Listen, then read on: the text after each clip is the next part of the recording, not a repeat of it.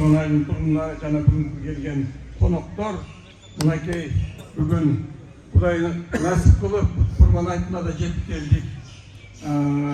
Құрбан айтын берген Аллаға дағы шексіз шүкірлер, мақтаулар болсын. Мұхаммад саллаллаху алейхи саламның салам салауаттары болсын. Мынакей бүгін ұшыл имамымыз Үсен Тақсыр айтып кеткендей, азыр ұшыл сый тамақтан кейін саат 9-да спорттық ойындар башталады.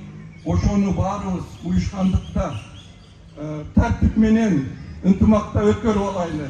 Бул эми азыр Айлөккөлдө биринчи жолу болуп атат. Анча-мынча кемчиликтер болушу мүмкүн. Аны эми эсепке албайбыз, Кудай кааласа.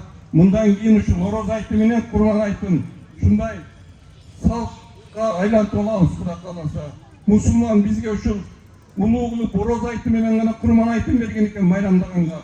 Ушуну республикалык деңгээлге чыгарып, мынакей ушул биз баштап атабыз, бизден кийинкилер дагы ушундай аракет кылып улуулап алсак, балды өзүбүздүн колубузда да мындай майрамдарды өткөрөлү, баарыңарга майрамдык маанай болсун бүгүн.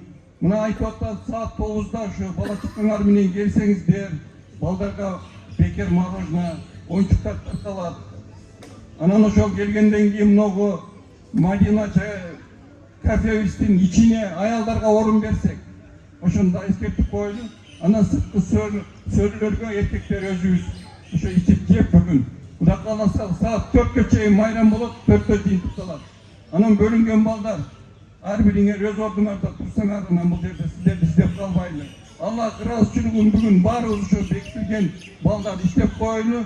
Анан ушул уюштуруп аткан уюштуруучу тобуна Аллах разы болсын, işlerine iyilik olsun. Bаарыбыз тынччылыкта, амандыкта майрамды аман эсен өткүзүп алайлы. Үйүбүздө дагы майрамдык маана алып алайлы ушул жерден.